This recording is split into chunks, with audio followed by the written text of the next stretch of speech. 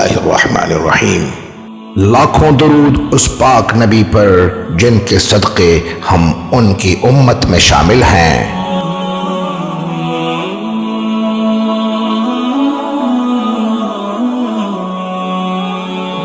اگر آپ ہمارے چینل پر نئے ہیں تو چینل کو سبسکرائب کر دیجئے اور بیل آئیکن کو پریس کر دیجئے۔ شکریہ۔ محترم سامعین، السلام علیکم ورحمۃ اللہ وبرکاتہ۔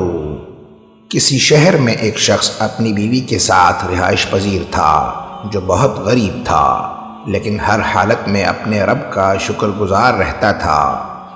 ایک مرتبہ حالت یوں ہو گئی کہ کھانے کو 2-3 دن تک کچھ نہ مل سکا۔ شوہر نے بیوی سے کہا، تم تندور میں آگ جلا دو تاکہ ہمسایوں کو ہمارے فاقوں کا علم نہ ہو۔ بیوی نے آگ جلا دی اور عبادت میں مشغول ہو گئے۔ تندور سے دھواں اٹھتے دیکھ کر ہمسایوں نے آگ لینے کے لیے دروازے پر دستک دی۔ جب پڑوسن تندور کے قریب پہنچی تو دیکھا کہ تندور روٹیوں سے بھرپور ہے۔ پڑوسن نے گمان کیا شاید خاتون روٹیاں لگا کر بھول گئی ہے۔ اس نے خاتون سے کہا کہ وہ تندور کی خبر لے اور خود چلتی بنی۔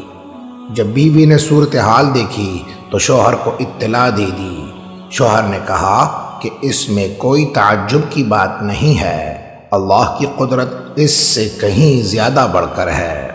پھر انہوں نے اسے اللہ کی جانب سے تحفہ سمجھتے ہوئے پیٹ بھر کر کھایا اور شکر ادا کیا۔ جب بیوی سونے کے لیے بستر پر گئی تو سوچتی رہی کہ اس کا شوہر بزرگ ہے اور کرامت والا ہے، کیسے خالی تندور روٹیوں سے بھر گیا؟ کیوں نہ شوہر سے ایسی دعا کی طلب کروں جس سے دنیا کی فکر ہی دور ہو جائے اور ہم دن رات اللہ کی عبادت میں مشغول رہیں۔ جب صبح ہوئی تو اس نے شوہر سے اس بارے میں بات کی۔ شوہر نے جواب دیا کہ تم ایسا مت سوچو، اللہ اپنے فضل سے بہتر رزق دے گا۔ لیکن بیوی نہ مانی اور شوہر کو ایسی دعا مانگنے پر مجبور کر دیا۔ چنانچہ اس نے رات بھر عبادت کے بعد رات کے آخری حصے میں اللہ سے دعا مانگی کہ اے اللہ، تو میرے حال سے خوب واقف ہے، مجھے اپنی فقیری کا تجھ سے ذکر نہیں کرنا، لیکن میری بیوی فراخی چاہتی ہے، تو اس کی حاجت پوری کر دے۔ ابھی اس نے دعا ہی کی تھی کہ اچانک طاق سے ایک ہاتھ نمودار ہوا جس میں ایک ایسا گوہر تھا جس نے پورے گھر کو روشن کر دیا۔ پھر وہ ہاتھ غائب ہو گیا اور گوہر طاق میں جگمگانے لگا۔ یہ دیکھ کر شوہر نے بیوی کو نیند سے بیدار کیا اور کہا، اٹھ جا نیک بخت، اللہ نے تیری دعا قبول کر لی ہے۔ لیکن خاتون گہری نیند سوتی رہی۔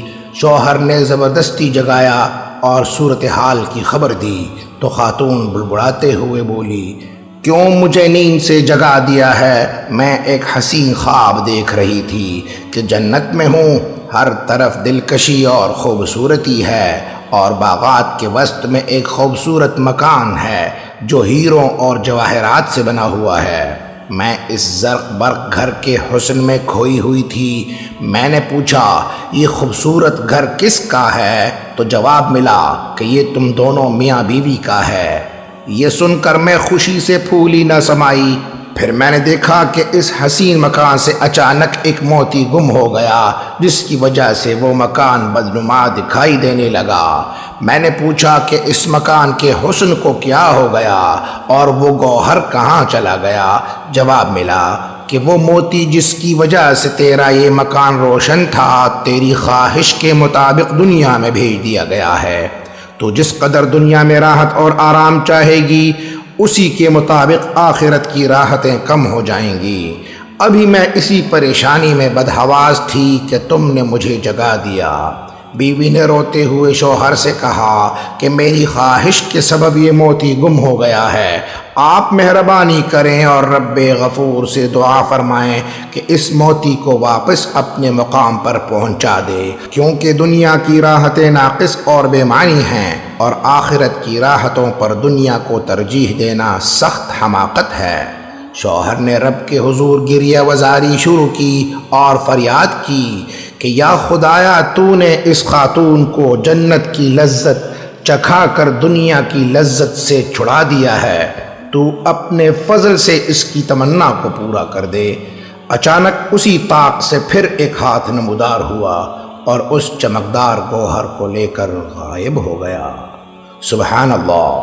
سامعین و ناظرین، یہ اللہ کی قدرت ہے کہ لوگوں کو اس دنیا میں ہی جنت کا دیدار کرا دیتا ہے۔